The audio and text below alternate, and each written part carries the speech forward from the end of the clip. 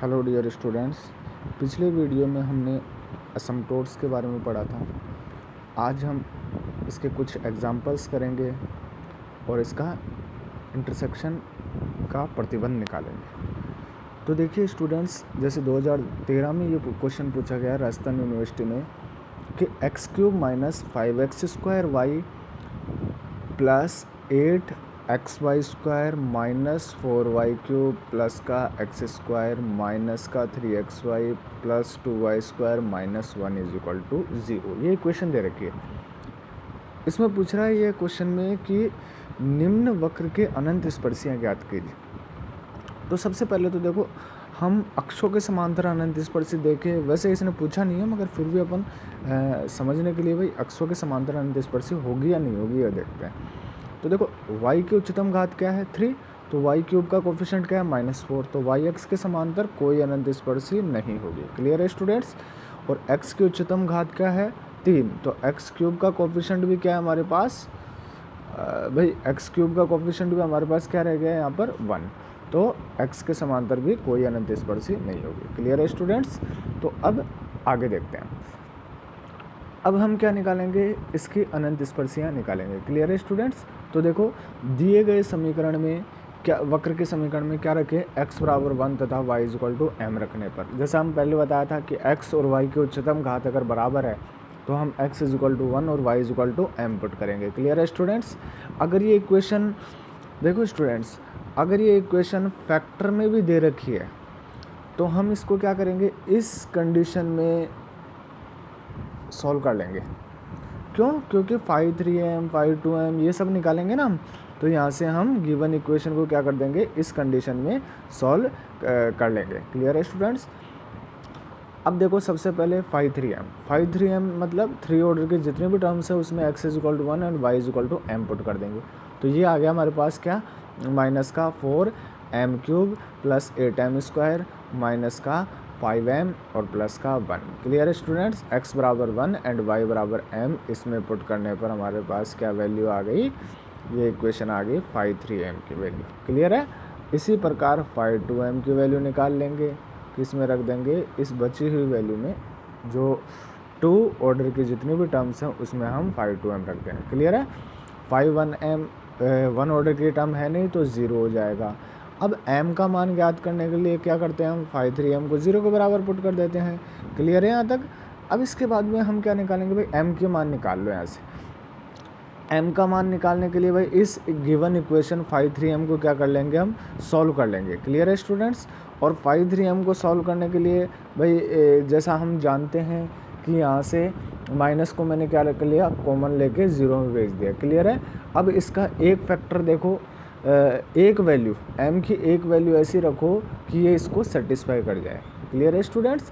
तो जैसे 1 रख रहा हूँ मैं, तो देखो 4 + 5 9 और 8 -8 -1 0 हो रहा है, मतलब m-1 का भाग लगाने पर जो वैल्यू, इसमें m-1 का भाग लगाने पर जो वैल्यू आएगी उसको m-1 से मल्टीप्लाई करने पर यही वैल्यू वापस आ जाएगी, मतलब m-1 क्या है, इसका एक फैक्टर है। क्लियर है स्टूडेंट्स। तो देखो मैंने क्या किया, m-1 का इस इक्वेशन में डिवाइड लगाया, तो देखो यहाँ पर क्या है 4m³। क्लियर है। मुझे 4m³ लाना है, उसके लिए मैं क्या करूँगा, इसको m को किससे मल्टीप्लाई करूँगा, 4m² से। क्लियर है। तो 4m² से मैंने मल्टीप्लाई किया तो मेरे पास ये टर्म आ गई, यहाँ पर रख दिया, जैसे 4m³ और -4m², ये प्लस वाला तो माइनस हो जाएगा और माइनस वाला प्लस हो जाएगा, भागफल विधि। क्लियर है। यहाँ पर अब ये तो कैंसिल हो गया, बचा क्या, 8m² में से प्लस का 4m² गया तो -4m² बच गया। अब मैंने क्या किया, बची हुई टर्म्स को वापस यहाँ पर उतार लिया, तो क्या बच रहा है 5m। क्लियर है। 1 को छोड़ देंगे अभी, तो प्लस 5m को यहाँ पर उतार दिया। अब देखो -4m² लाना है यहाँ पर, -4m मतलब -4m से मल्टीप्लाई कर दूंगा तो -4m² आ जाएगा यहाँ पर।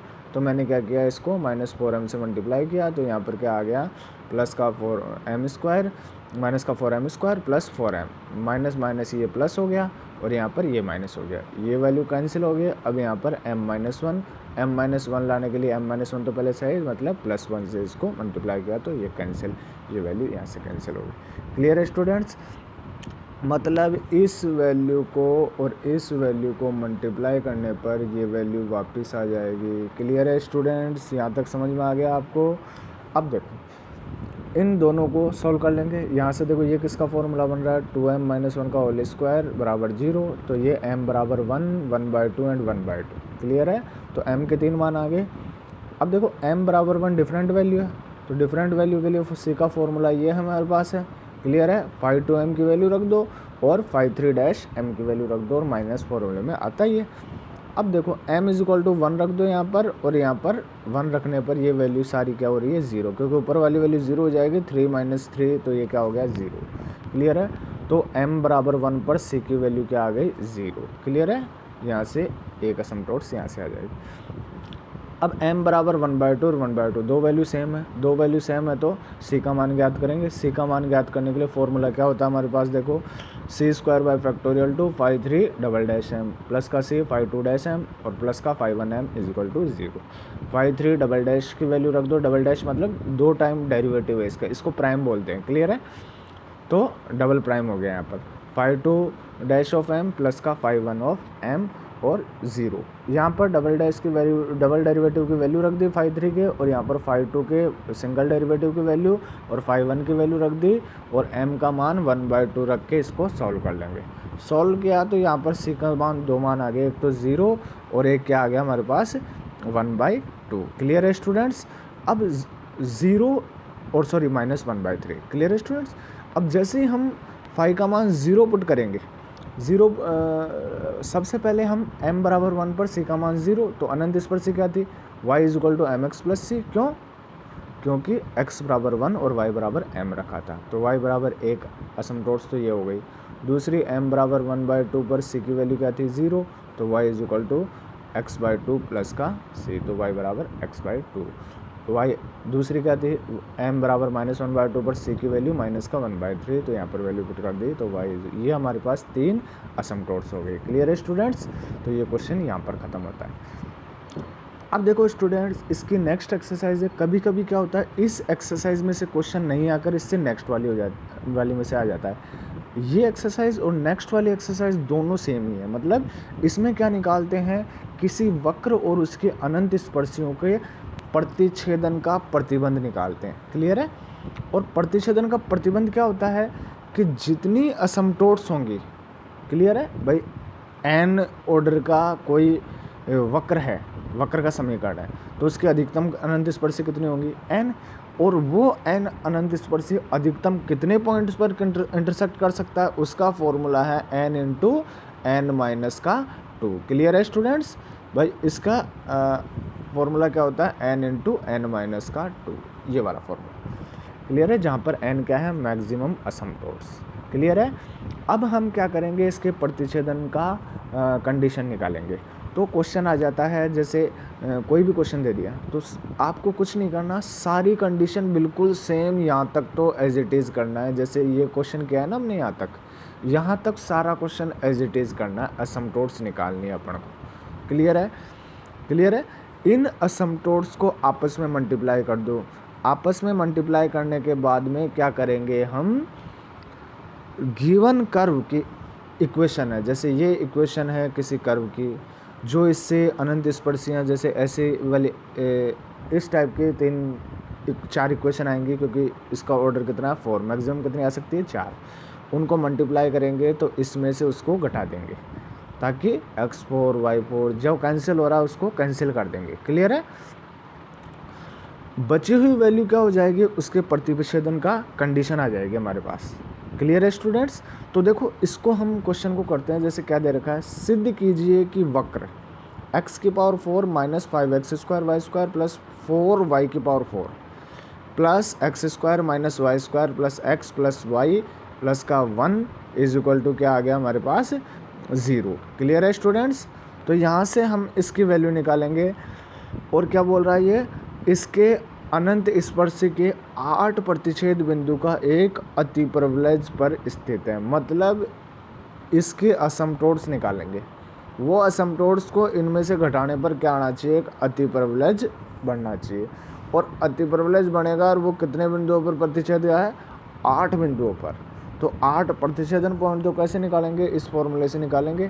क्लियर है। और सारे टर्म्स यहाँ तक पूरा मेथड यही अप्लाई करना है। तो करते हैं इस क्वेश्चन को।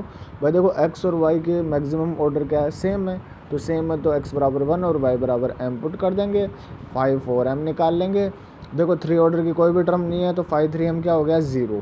2 ऑर्डर की यहाँ पर x square minus y square तो 1 माइनस एम स्क्वायर। 1 ऑर्डर की 1 प्लस का m। क्लियर है स्टूडेंट्स यहाँ तक। अब हम आते हैं यहाँ से 5 4m को क्या कर देंगे 0 के बराबर पुट कर दो।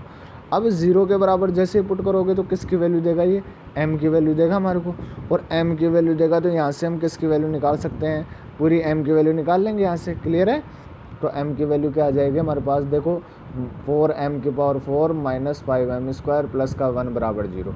इसको 1 से मल्टीप्लाई किया मतलब देखो 4m की पावर 4 प्लस 1 मल्टीप्लाई करने पर तो 4m की पावर 4 और ऐड करने पर माइनस 5m स्क्वायर। तो 4m स्क्वायर माइनस का और माइनस m स्क्वायर लिख सकते हैं। इसको क्या करोगे आप, यहाँ से देखो 4m स्क्वायर कॉमन आ रहा है तो m स्क्वायर माइनस 1 और इस वैल्यू में से क्या कॉमन आ रहा है माइनस 1। तो m की वैल्यू आ गई क्या, प्लस माइनस 1 और प्लस माइनस 1/2। m की सारी वैल्यू डिफरेंट है, फॉर्मूला क्या है डिफरेंट है। तो c बराबर माइनस का 5 3m अपॉन में 5 4 डैश ऑफ m। क्लियर है। 5 3m 0 है तो अब देखो m की चाहे कोई सी भी वैल्यू रखो ये क्या आ रहा है 0 ही आएगा c का मान। तो m बराबर 1 पर भी c बराबर 0, अनंत इस पर c हो गई y बराबर x। m बराबर माइनस 1 पर c बराबर 0 तो y माइनस x। m बराबर 1/2 पर c बराबर 0 तो y बराबर x/2। m बराबर माइनस 1/2 पर c बराबर 0 तो y बराबर माइनस x/2। तो इन सभी असमटोड्स को क्या कर दो, मल्टीप्लाई कर दो। ये मैंने मल्टीप्लाई कर दिया। क्लियर है। मल्टीप्लाई करने के बाद में a plus b a minus b है तो क्या हो गया a square minus b square, ये भी क्या हो गया a square minus b square. अब इन सब को वापस क्या कर दो, मल्टीप्लाई करके एक लीनियर इक्वेशन बना लो। क्लियर है। और जैसे इन सब को मैंने मल्टीप्लाई किया तो मेरे पास इक्वेशन आ गई, कौन सी, ये वाली इक्वेशन आ गई। क्लियर है। अब यहाँ से क्या होगा हमारे पास, देखो ये इक्वेशन नंबर सेकंड है और पीछे जो गिवन कर्व की इक्वेशन थी उसमें से इसको घटा देंगे। तो इसको जैसे ही घटाएंगे क्योंकि वहाँ पर भी x4 है, 4y की पावर 4 है। अगर वहाँ पर सपोज करो यहाँ पर 4x की पावर 4 होता और 8y की पावर 4 होता पिछली वाली इक्वेशन में, तो इसको 2 से मल्टीप्लाई करके घटाना पड़ता। तो ऐसे हम कांस्टेंट से मल्टीप्लाई करके फिर घटा सकते हैं इसको। क्लियर है। तो कांस्टेंट यहाँ पर 1 हो गया।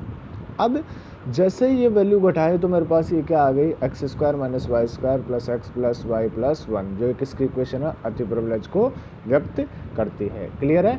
अब ये वक्र कितने पॉइंट पर इंटरसेक्ट करेगा, n इंटू एन माइनस 2, मतलब n की वैल्यू क्या है 4, क्योंकि 4 n तो इस पर से आई है। तो 4 इंटू 4 माइनस 2 तो 4 दूनी 8, तो टोटल कितनी हो गई 8 हो गई। अब देखो आगे एक क्वेश्चन इसी प्रकार सारे क्वेश्चन हो जाएंगे। एक क्वेश्चन ऐसा है जो उत्केंद्रता पूछ रहा है। तो उत्केंद्रता कैसे निकालते हैं, जैसे हमारे पास भाई कोई दीर्घवृत्त है x square upon a square plus का वाई स्क्वायर अपॉन में b square is equal to 1। तो यहाँ से उत्केंद्रता का फॉर्मूला क्या हो गया, ई बराबर √1 minus b square upon a square. तो बी स्क्वायर की वैल्यू रख देंगे, ए स्क्वायर की, तो उत्केंद्रता निकाल लेंगे। क्लियर है स्टूडेंट्स। ये हमारे पीछे एक क्वेश्चन है बुक में जो आया हुआ है, वो आप खुद करेंगे, बिल्कुल सेम ऐसे ही निकालेंगे। तो वहाँ पर क्या आएगा, एक दीर्घवृत्त की इक्वेशन आएगी और दीर्घवृत्त के इक्वेशन को इसमें अप्लाई कर देंगे। क्लियर है स्टूडेंट्स। तो यहाँ पर हमारे पास उत्केंद्रता आ जाएगी। तो आपको ऐसे सारे क्वेश्चन करने हैं, बाकी हम ये टॉपिक हमारा यहाँ तक ख़त्म होता है। क्लियर है स्टूडेंट्स। तो अब हम नेक्स्ट